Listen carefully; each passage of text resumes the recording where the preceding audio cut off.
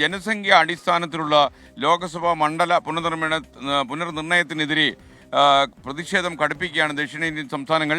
തമിഴ്നാട് മുഖ്യമന്ത്രി M K Stalin ഇന്ന് ചെന്നൈയിൽ വിളിച്ച യോഗം രാവിലെ 10 മണിക്ക് നടക്കുമെന്ന് അറിയുന്നു. മുഖ്യമന്ത്രി പിണറായി വിജയൻ അതിൽ പങ്കെടുക്കുന്നുണ്ട്. കേന്ദ്ര നീക്കത്തെ ഒരുമിച്ച് നിന്ന് ചെറുക്കുമെന്നാണ് ഈ യോഗത്തിൽ പങ്കെടുക്കാനെത്തിയ കർണാടകത്തിലെ ഉപമുഖ്യമന്ത്രി ഡി കെ ശിവകുമാർ പറഞ്ഞത്. അപ്പോൾ അദ്ദേഹത്തിന്റെ വാക്കുകളിലേക്ക്. We will stand united. We will fight out. We will see that no seats of us will be reduced. So let us all join. I hope you and the media can understand our problem. We are not fighting for our personal cause. We are fighting for the cause of this country, where with the highest literary state and economically, what we are contributing to the country's growth. We all are earning and giving to the national pool. But still we have accepted whatever they are giving to us. ചെന്നൈയിൽ നിന്ന് മുഹമ്മദ് റഹീസ് നമുക്കൊപ്പം തത്സമയം ചേരുകയാണ്. റഹീസ്, ഈ ജനസംഖ്യ അടിസ്ഥാനത്തിലുള്ള ലോക്സഭാ മണ്ഡല പുനർനിർണയം അതാണല്ലോ ഇപ്പോൾ ഏറ്റവും പ്രശ്നം. ഇതിനകത്ത് കക്ഷി രാഷ്ട്രീയ താല്പര്യമുണ്ടോ എന്ന് ദക്ഷിണേന്ത്യയിലെ മുഖ്യമന്ത്രിമാർ സംശയിക്കുന്നുണ്ട്. ദക്ഷിണേന്ത്യൻ സംസ്ഥാനങ്ങൾ അതുകൊണ്ട് തന്നെയാണ് പ്രതിഷേധത്തിന് ഇറങ്ങിയിരിക്കുന്നത്. നമുക്ക് ഈ ചെന്നൈയിൽ നടക്കുന്ന യോഗത്തിന്റെ കൂടുതൽ വിവരങ്ങൾ കിട്ടിയോ?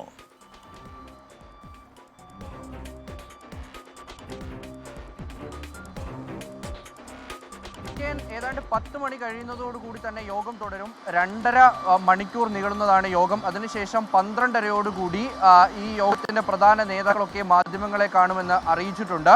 ഏറ്റവും പ്രധാനം 4 സംസ്ഥാന മുഖ്യമന്ത്രിമാർ, 2 ഉപമുഖ്യമന്ത്രിമാർ, ഒപ്പം തന്നെ 7 സംസ്ഥാനങ്ങളുടെ പ്രാതിനിധ്യം, 15ഓളം പാർട്ടികളുടെ നേതാക്കൾ പങ്കെടുക്കുന്ന യോഗം. അപ്പോൾ ഒരു ചെറിയ യോഗമല്ല ചെന്നൈയിൽ നടക്കുന്നത്. സ്റ്റാലിൻ തുടങ്ങി വെച്ച നീക്കം ഒരു വലിയ വിജയത്തിലേക്ക് എത്തുകയാണ്. കാരണം ആരും പിന്നോട്ട് നിന്നില്ല. എല്ലാ നേതാക്കളും, എല്ലാ പാർട്ടികളും, അദ്ദേഹം ക്ഷണിച്ചിട്ടുള്ള പാർട്ടികളിൽ നിന്നൊക്കെയും പ്രാതിനിധ്യം കിട്ടി എന്നുള്ളത് വലിയ കാര്യം തന്നെയാണ്. അതിൽ തന്നെ BJP ഇതര പാർട്ടികൾ ഒന്നടങ്കം ഇതിനോടൊരു ആഭിമുഖ്യം പ്രഖ്യാപിച്ച് എത്തിയിട്ടുണ്ട്. ദേശീയ രാഷ്ട്രീയത്തിൽ നോക്കിയാൽ NDAക്കൊപ്പമോ അല്ലെങ്കിൽ ഈ പറയുന്ന ഇന്ത്യ മുന്നണിക്കൊപ്പമോ ഇല്ലാത്ത പാർട്ടികളായിട്ടുള്ള ഈ TRS, ഒപ്പം തന്നെ YSR കോൺഗ്രസ് പാർട്ടി, അങ്ങനെയുള്ള BJD പോലെയുള്ള പാർട്ടികളൊക്കെ തന്നെയും ഈ യോഗത്തിന് എത്തുന്നു എന്നുള്ളത് ദേശീയ രാഷ്ട്രീയത്തിൽ തന്നെ പ്രധാനമായിട്ടുള്ള ഒരു കാര്യമാണ്. അവരൊരു ഒരു വിഷയത്തിൽ, പൊതുവായ ഒരു വിഷയത്തിൽ ഈ പറയുന്ന BJP ഇതര കക്ഷികൾക്കൊപ്പം നിൽക്കുന്നു എന്ന് പറയുമ്പോൾ അതൊരു പ്രധാനപ്പെട്ട വിഷയമായി മാറുന്നുണ്ട്. ഒപ്പം തന്നെ സംസ്ഥാന രാഷ്ട്രീയത്തിലും ഒപ്പം ദേശീയ രാഷ്ട്രീയത്തിലുമൊക്കെ സ്റ്റാലിൻ്റെ ഒരു കടന്നുവരവ് അല്ലെങ്കിൽ അതിൻ്റെ ഒരു മാറ്റമൊക്കെയും പ്രതിധ്വനിപ്പിക്കുന്ന തരത്തിലുള്ള ഒരു മീറ്റിംഗ് ആണ് നടക്കാൻ പോകുന്നത്. പ്രധാന നേതാക്കളൊക്കെയും ഇവിടെ എത്തിയിട്ടുണ്ട്. ഇനി KPCC അധ്യക്ഷൻ സുധാകരനാണ് ഇവിടേക്ക് എത്താനുള്ളത്. ബാക്കിയുള്ള പ്രധാനപ്പെട്ട നേതാക്കളൊക്കെയും രാവിലെയോടുകൂടി തന്നെ യോഗത്തിന് എത്തിയിട്ടുണ്ട്.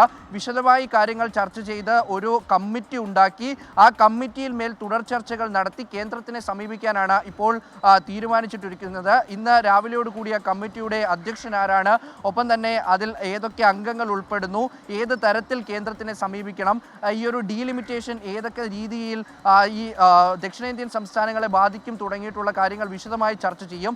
സീറ്റിൻ്റെ കാര്യത്തിലല്ല, അല്ലെങ്കിൽ സീറ്റ് കുറയുന്നതിലല്ല, മറിച്ച് തങ്ങളുടെ അവകാശം ലംഘിക്കുന്നതിൽ ഫെഡറലിസത്തിനെതിരായി നിൽക്കുന്ന ഒരു കാര്യമാണ് എന്ന് പറഞ്ഞുകൊണ്ടാണ് നേതാക്കൾ മുന്നോട്ട് വന്നിരിക്കുന്നത്.